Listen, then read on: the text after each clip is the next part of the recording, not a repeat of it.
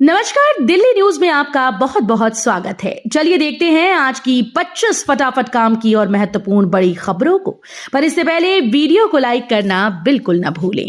आज है 9 अक्टूबर 2025, दिन गुरुवार। दिल्ली को पानी की समस्या से राहत, अमित शाह आज देंगे करोड़ों की सौगात।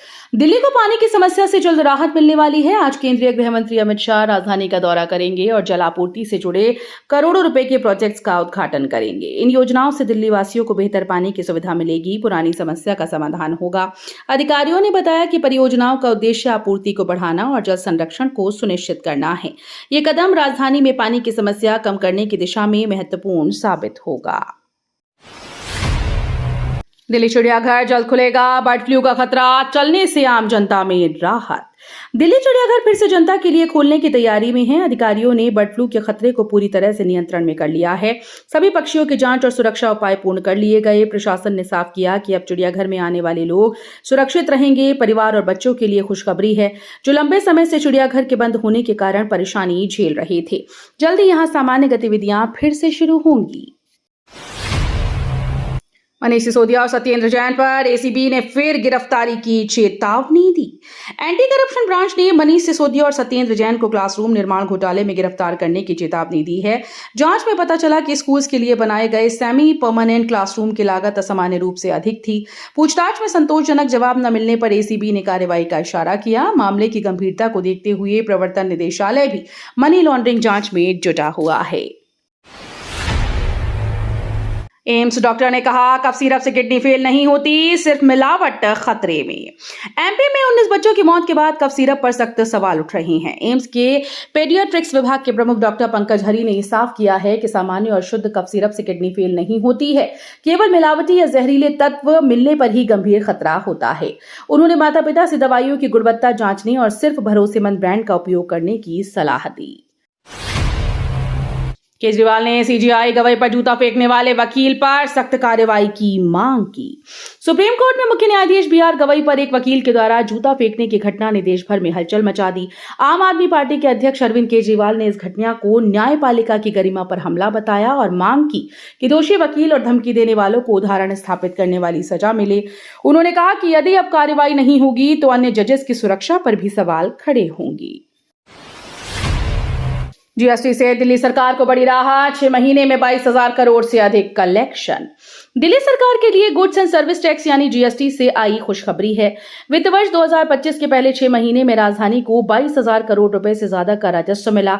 ये अब तक का सबसे बड़ा कलेक्शन रिकॉर्ड है। अधिकारियों के मुताबिक कारोबारियों की अनुपालन दर में सुधार और डिजिटल निगरानी प्रणाली से टैक्स चोरी पर लगाम लगी। सरकार का कहना है कि ये दिल्ली की मजबूत आर्थिक गतिविधियों का संकेत है। दिल्ली के सरकारी अस्पतालों में 30% ventilator fail, PM cares machines भी खराब निकली। दिल्ली के सरकारी अस्पतालों की हालत चिंताजनक है। आरटीआई से खुलासा हुआ कि करीब 30% वेंटिलेटर काम नहीं कर रहे।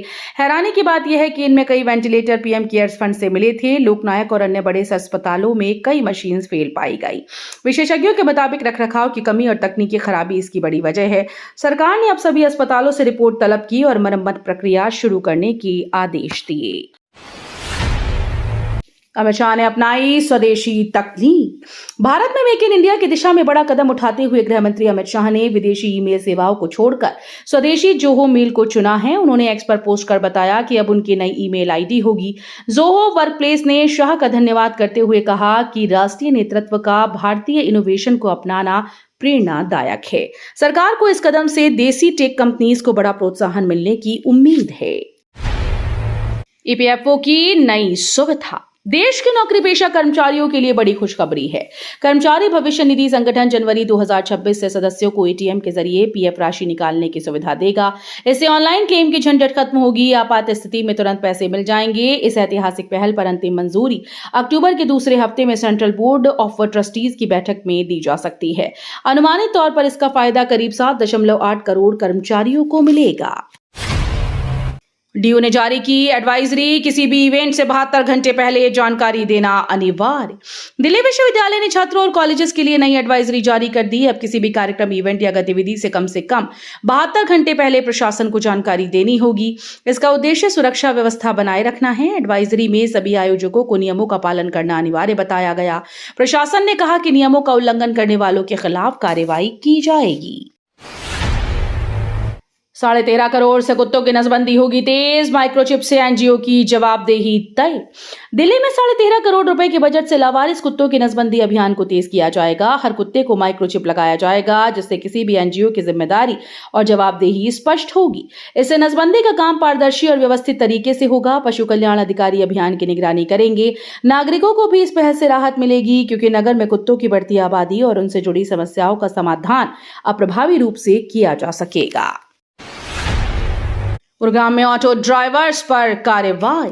गुरुग्राम में ट्रैफिक पुलिस ने टैक्सी चालकों के खिलाफ सख्त अभियान चलाया। इस दौरान 3,881 चालान काटे गए और 29.21 लाख का जुर्माना वसूला। ये कार्रवाई ड्राइवर्स की ड्रेस कोड उल्लंघन को लेकर की गई थी। पुलिस आयुक्त विकास अरोड़ा और डिप्टी कमिश्नर राजेश मोहन के नेतृत्व में यह अभियान चलाया गया। अधिकारियों का कहना है कि ये कदम यातायात नियमों के पालन और ड्राइवर्स की पहचान में सुधार के लिए उठाया गया। दिल्ली से चीन भेजी जा रही 10 टन लाल चंदन पकड़ी, 2 गिरफ्तार। दिल्ली पुलिस ने बड़ी तस्करी का खुलासा किया। चीन भेजे जाने वाली 10 टन लाल चंदन की सिल्लियां पकड़ी गईं। इस मामले में 2 लोगों को गिरफ्तार किया गया। जांच में पता चला कि पकड़ा गया माल करीब 6 करोड़ रुपए का है। अधिकारियों ने कहा कि अवैध व्यापार पर लगाम लगाने की दिशा में अहम सफलता है।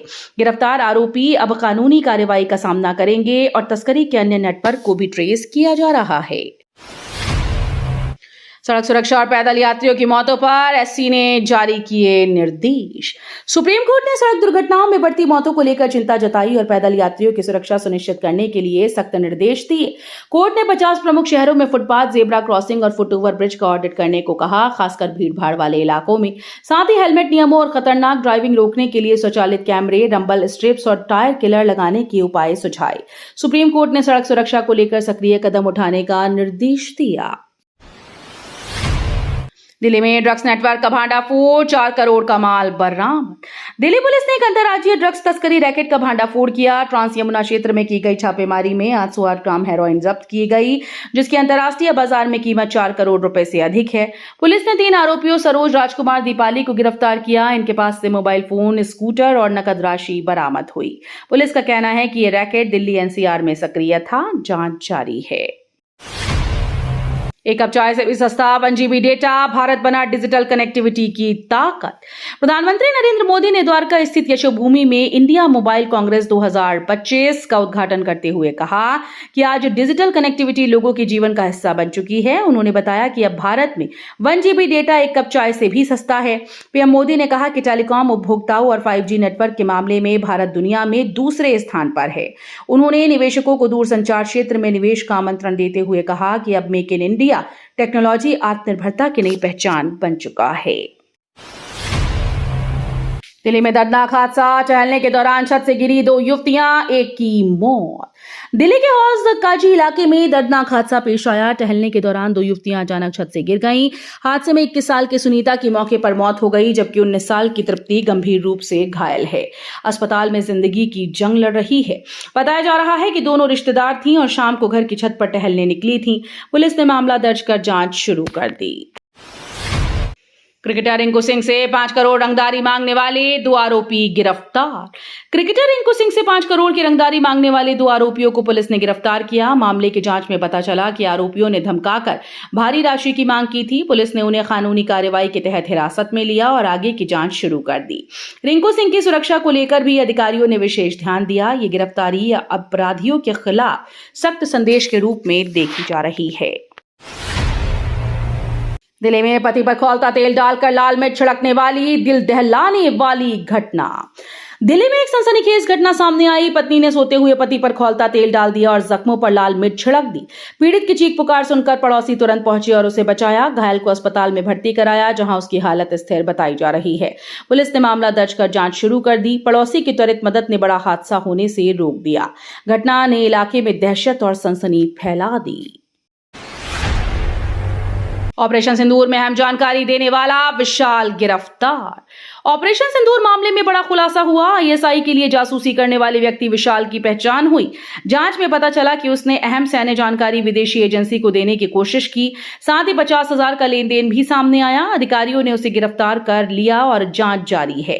ये मामला सुरक्षा एजेंसी के लिए चिंता का विषय बन गया है और जांच में आगे और महत्वपूर्ण तथ्य उजागर होने की संभावना है। दिल्ली टोल पर जाम, गाजियाबाद नोएडा वाहन चालक रोज कर रहे परेशानी का सामना। दिल्ली का ये टोल वाहन चालकों के लिए बड़ी मुसीबत बन गया है। गाजियाबाद और नोएडा से रोज आने जाने वाले लोग लंबा जाम झेलते हैं। टोल पर वाहनों की कतारें लगातार बढ़ती हैं, जिससे समय की बर्बादी और तनाव बढ़ते हैं। स्थानीय प्रशासन ने हालात सुधारने के प्रयास किए, लेकिन अभी तक जाम की समस्या बनी हुई है। वाहन चालकों की परेशानी को देखते हुए अधिकारी जल्द समाधान निकालने की योजना बना रहे हैं। पाक की गिदड़ भभकी, इस बार जंग हुई तो बड़ी फतेह होगी। पाकिस्तानी रक्षा मंत्री ख्वाजा आसिफ एक टीवी चैनल पर कहा कि हिंदुस्तान सिर्फ एक बार रियासत की हैसियत से एक इकाई रहा है और वो 18वीं सदी यानी कि औरंगजेब के वक्त में रहा। वो कभी भी एक मुल्क नहीं रहा। एक ऐसा वक्त आया कि 540 रियासतें थीं। हमने तो मुल्क बनाया है, अल्लाह के नाम पर बनाया है। मेरा ख्याल है कि फिर से जंग के हालात बन रहे हैं और इस बार जंग हुई तो अल्लाह हमें पहले से ज्यादा बड़ी फतेह देगा। दिल्ली पुलिस ने बड़ी वारदात टाली, हथियार के साथ 4 बदमाश गिरफ्तार। दिल्ली पुलिस ने एक बड़ी वारदात को अंजाम देने से पहले ही 4 बदमाशों को धर दबोचा। आरोपियों के कब्जे से 4 धारदार चाकू बरामद किए गए। पुलिस के मुताबिक ये सभी किसी बड़ी आपराधिक घटना की साजिश रच रहे थे। समय रहते कार्रवाई कर पुलिस ने संभावित वारदात को टाल दिया। फिलहाल आरोपियों से पूछताछ जारी है और पुलिस उनके आपराधिक नेटवर्क की भी जांच कर रही है। आखिरी टेस्ट से पहले भारतीय टीम पहुंची गौतम गंभीर के आवास। भारतीय क्रिकेट टीम आखिरी टेस्ट मैच से पहले पूर्व कप्तान गौतम गंभीर के आवास पहुंची। कोच और खिलाड़ी वहां मौजूद रहे। इस मुलाकात में टीम ने रणनीति और गेम प्लान पर चर्चा की। खिलाड़ी और स्टाफ ने गंभीर के अनुभव से मार्गदर्शन लिया। ये मौके पर टीम के मनोबल को बढ़ाने और सामूहिक एकजुटता को मजबूत करने के लिए आयोजित किया गया। गंभीर ने टीम को शुभकामनाएं दी और खिलाड़ियों का उत्साह बढ़ाया। पीएम मोदी ने किया नवी मुंबई इंटरनेशनल एयरपोर्ट का उद्घाटन। प्रधानमंत्री नरेंद्र मोदी ने नवी मुंबई इंटरनेशनल एयरपोर्ट का उद्घाटन किया। ये एयरपोर्ट अत्याधुनिक तकनीक और आधुनिक सुविधाओं से लैस है। उद्घाटन समारोह में केंद्रीय और राज्य सरकार के अधिकारी मौजूद रहे। नया एयरपोर्ट नवी मुंबई और मुंबई क्षेत्र के लिए यात्रा को और आसान और तेज बनाएगा। इससे व्यापार पर्यटन को मजबूती मिलेगी। प्रधानमंत्री ने कहा कि ये परियोजना देश की आधुनिक अवसंरचना और आर्थिक विकास की दिशा में महत्वपूर्ण कदम है। तो ये थी आज की बड़ी खबरें। रोजाना ऐसे ही सबसे पहले अपडेट पाने के लिए चैनल को सब्सक्राइब करना बिल्कुल न भूलें। धन्यवाद।